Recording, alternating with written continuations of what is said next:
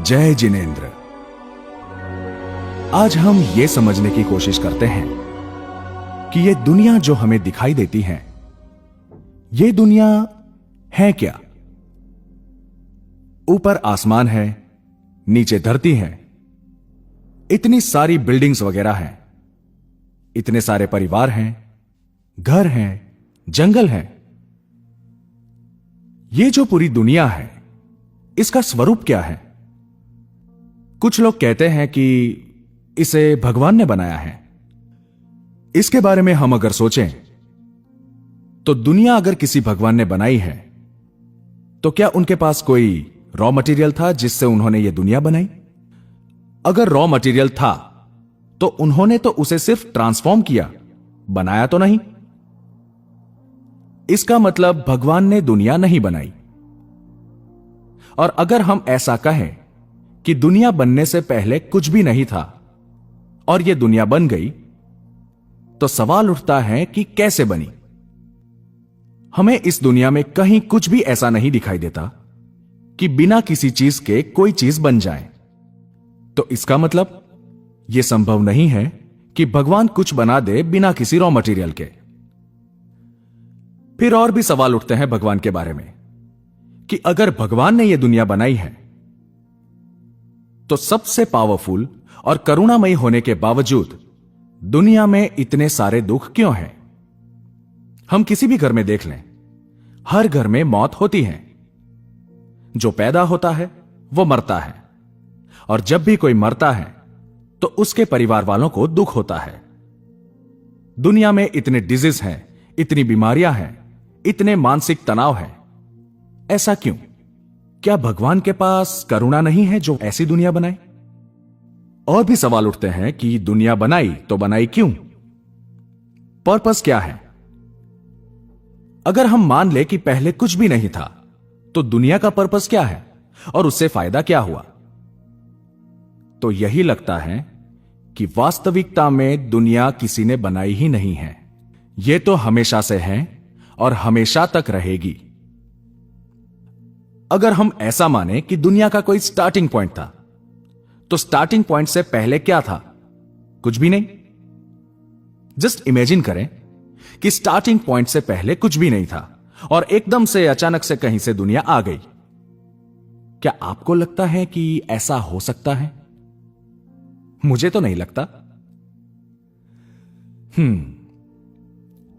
तो यह समझ में आता है कि दुनिया वास्तविकता में हमेशा से है और हमेशा रहेगी। आइए अब यह समझते हैं कि यह दुनिया बनी किन चीजों से है। तो दुनिया ऐसे 6 द्रव्यों से बनी है जिसके बारे में आज हम समझने वाले हैं। हम अपने आसपास देखें तो हमें क्या दिखाई देता है? हमें दिखाई देते हैं चलते फिरते मनुष्य, जानवर, बिल्डिंग्स, रोड्स वगैरह। तो हमें 2 चीजें बहुत ही क्लियर दिखाई देती हैं। इस दुनिया में एक लिविंग है और एक है नॉन लिविंग।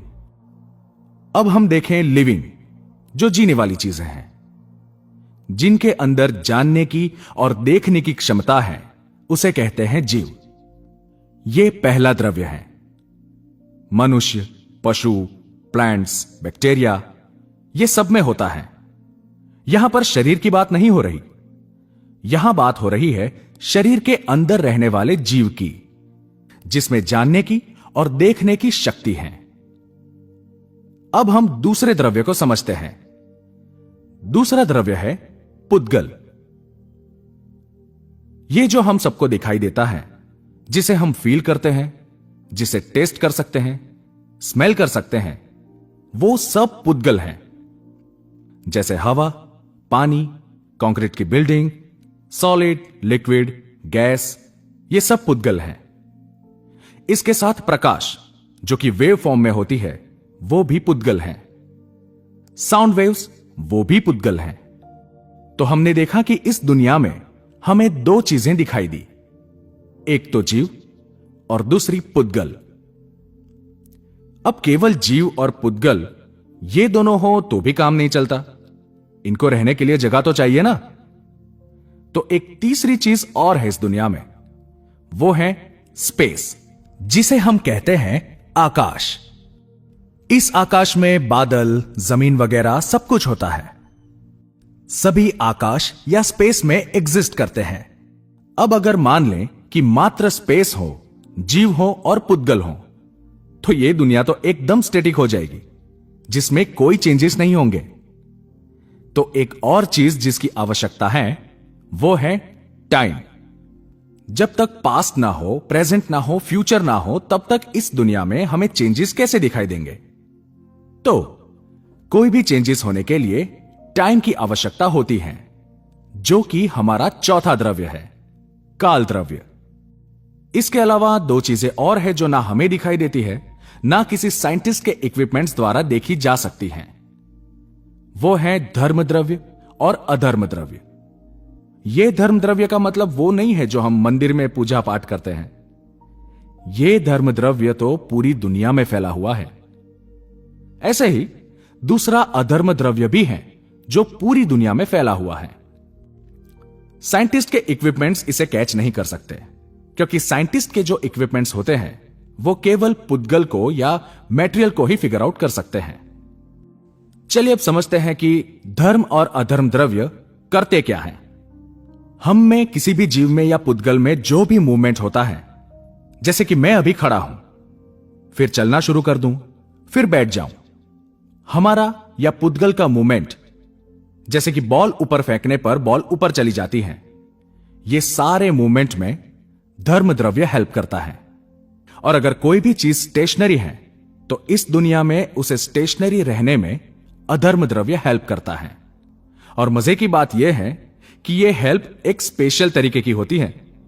दुनिया में कोई भी चीज ना तो अपने आप मूव होती है, ना खुद को मूव करने से रोक सकती है, बट उसके रुकने में या चलने में धर्म द्रव्य और अधर्म द्रव्य मीडियम की तरह काम करते हैं। जैसे जमीन के ऊपर हम दौड़ते हैं, लेकिन जमीन हमें नहीं दौड़ाती। लेकिन अगर जमीन ही नहीं होगी तो हम दौड़ ही नहीं पाएंगे। दौड़ने के लिए हमें जमीन तो चाहिए ही चाहिए। इसी प्रकार हमें मूव करने के लिए धर्म द्रव्य चाहिए होता है, और रेस्ट करने के लिए हमें अधर्म द्रव्य चाहिए होता है। तो ये थे वो 6 द्रव्य जिसे मिलाकर इस दुनिया का सर्जन हुआ है। Let's do a quick recap. First is jiva, the one who knows. Second is pudgala, the material which we sense from our senses. Third is akasha, जो सबको जगा देता है। Fourth is kala, that is time. Fifth is dharma, जो मूविंग ऑब्जेक्ट्स के लिए medium है। Sixth is अधर्मा, जो स्टेशनरी ऑब्जेक्ट्स के लिए मीडियम है। इस प्रकार इस वीडियो में हमने जाना कि यह विश्व इन 6 द्रव्यों से मिलाकर बना है। ये 6 द्रव्य हमेशा से हैं और हमेशा तक रहेंगे। जय जिनेंद्र।